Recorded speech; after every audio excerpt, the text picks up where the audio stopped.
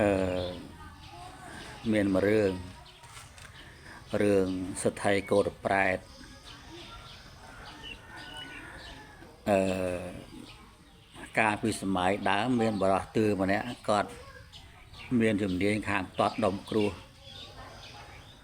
គាត់ផ្ទាត់ស្លឹកពោឲ្យកើតទៅជារូបដំរីដំណឹងនេះឮដល់ព្រះរាជាបាន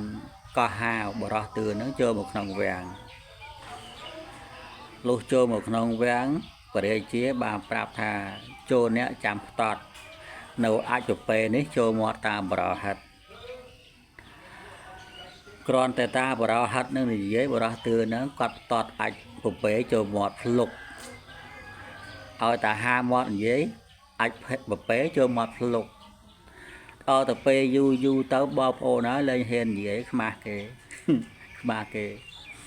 ហើយដល់ទៅពេលហើយអញ្ចឹងទៅព្រះរាជាពេញចិត្តនឹងបរោះទឿនឹងក៏ប្រទាននៅទ្រព្យសម្បត្តិជាច្រើនដល់បរោះទឿនឹងសម័យថ្ងៃក្រោយមានបរោះម្នាក់បានមកសុំបរោះទឿនឹងរៀននៅវិជាតត់គ្រោះនឹងបរោះទឿនឹងអត់ចង់បង្រៀនទេគាត់ខ្លាចបង្រៀនទៅ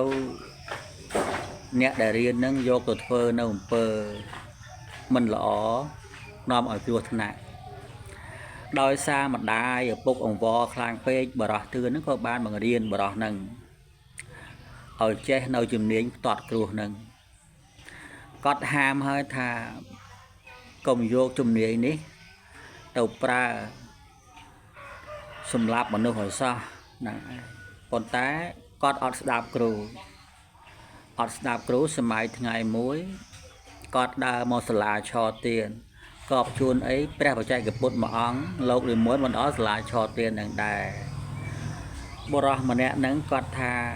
យេលោកសង្ឃមួយអង្គនេះអត់មានញាតិទេអញ្ចឹងអញគិតសាកវិជារបស់អញបន្តិចមើលតើវាខ្លាំងប៉ុណ្ណាបងប្អូនណាគ្រាន់តែផ្ទាត់ដុំគ្រោះទៅចូលចំសៀតផ្ការបស់ព្រះបច្ចេកពុទ្ធពីស្ដាំធ្លុះមកខាងឆ្វេងរំពេចនោះព្រះបច្ចេកពុទ្ធព្រះអង្គចូលបរិនិព្វានភ្លាមពុទ្ធបរិស័ទដែលស្រឡាញ់ចូលចិត្តព្រះបច្ចេកពុទ្ធនឹងបានយំសោកបោកខ្លួនសោកស្ដាយយ៉ាងខ្លាំងរួចហើយបរោះទឿនឹងគាត់បាននិយាយប្រាប់ថាខ្ញុំជាអ្នកសម្លាប់ព្រះសង្ឃអង្គនឹងគ្រាន់តែពុទ្ធបរិស័ទលឺអញ្ចឹងទៅក៏នាំគ្នាចាប់បរោះនឹងវាយរហូតដល់ស្លាប់ដល់ទៅពេលគាត់ស្លាប់ធ្លាក់ទៅកាន់នរកអវិជ័យទៅសោយទុកនៅនរកនោះអស់មួយចន្លោះព្រះដល់មកក្នុងសាសនារបស់ព្រះសម្មាសម្ពុទ្ធបរមគ្រូនៃយើងនេះគាត់បានកើតទៅជាប្រែតដែលមានឈ្មោះថាសទ្ធិកោតប្រែតរស់នៅលើកំពូលភ្នំកិច្ចកោតដែលមានអត្តភាពប្រមាណ3គីវុតនិងមានដែកក្រហមឆ្អិនឆ្អៅ 60000 ដុំធ្លាក់មកសម្ពួងក្បាលគាត់រាល់ថ្ងៃឥតឈប់ទេហ្នឹងឯងដោយសារទោសរបស់គាត់សម្រាប់ព្រះបច្ចេកពុទ្ធហ្នឹងបាទរឿងខ្លីប៉ុណ្ណឹងសូមចប់សូមអរគុណសូមជម្រាបលាជួបគ្នានៅរឿងក្រោយ